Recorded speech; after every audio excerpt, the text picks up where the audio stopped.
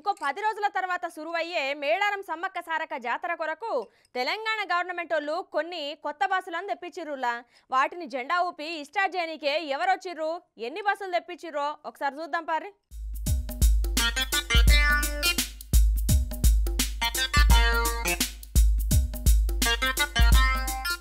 ఇక తెలంగాణలో కాంగ్రెస్ గవర్నమెంట్ వచ్చి మహిళలకు ఉచిత బస్సు ప్రయాణం పెట్టింది కదా.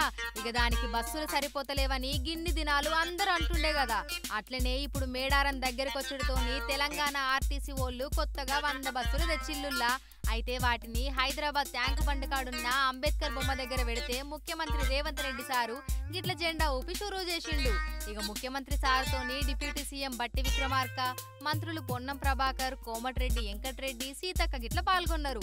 తర్వాత అక్కడ ఆర్టీసీ వాళ్ళతోని పెట్టిన మీటింగ్ లా ముఖ్యమంత్రి సారు మాట్లాడుకుంటా ఆర్టీసీ వాళ్ళు తెలంగాణ ఉద్యమంలా ఎట్లా పాల్గొన్నారని గిట్ల చెప్పుకొచ్చిండు.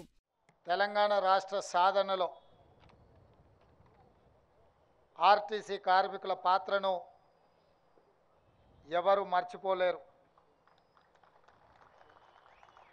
ఆనాడు రాజకీయ పార్టీలు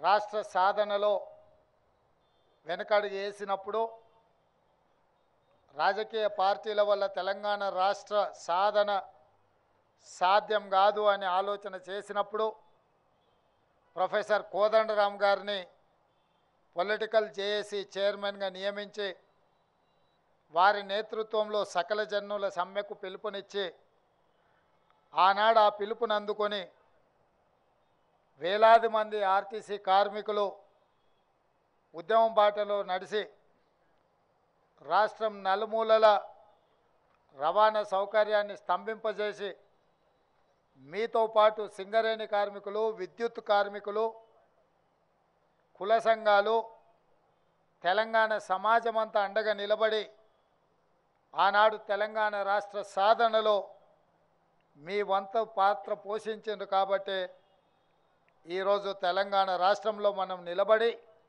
100 బస్సుల ప్రారంభోత్సవ కార్యక్రమాన్ని జరుపుకుంటున్నాం. ఇక బీఆర్ఎస్ గవర్నమెంట్ ఉన్నప్పుడు చేసిన సమ్మెను గుర్తు చేసిన సారు గిట్ల చెప్పుకొచ్చిండు. దాదాపుగా నెలల కొద్దీ మీరు సమ్మె చేసినా ఆనాటి ప్రభుత్వం మీతో చర్చలు జరపలేదు. 36 మంది కార్మికులు తెలంగాణ రాష్ట్రంలో సమ్మె సందర్భంగా చనిపోయినరు.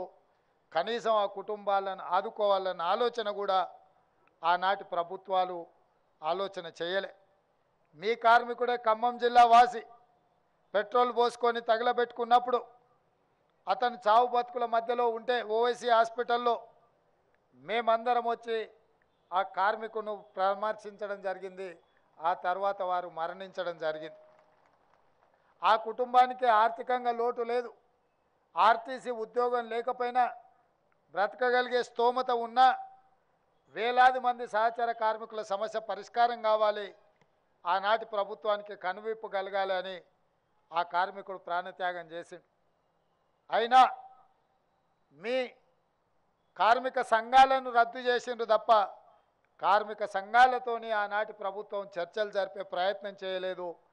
మీ సమస్యను పరిష్కరించాలన్న ఆలోచన చేయలే.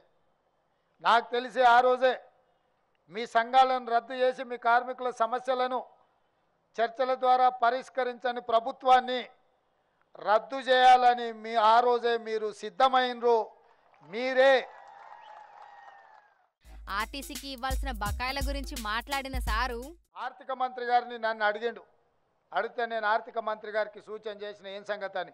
లేదు, 100% వాళ్ళకి ఇవ్వాల్సిందే. 280 కోట్ల రూపాయలు ఇవ్వాలా.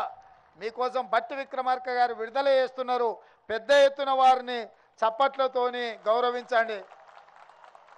ఎందుకంటే మళ్ళీ ఏమన్నా మనసు మార్చుకున్నాడు అంటే లేనిపోని పని అవుతుంది. పెత్తనం నా దగ్గర ఉన్నా తాళం చేయి బట్టన దగ్గర ఉంది నగదుకు. తర్వాత ఫ్రీ బస్సుకు సంబంధించి కూడా 635 కోట్ల చెక్కును ఆర్టీసీకి ఇచ్చిండు సారు. తర్వాత ముఖ్యమంత్రి రేవంత్ రెడ్డి సారు వాళ్ళ మంత్రులు కలిసి గిట్ల కొత్తగా షురూ చేసిన బస్సుల సుత తిరిగిర్రు.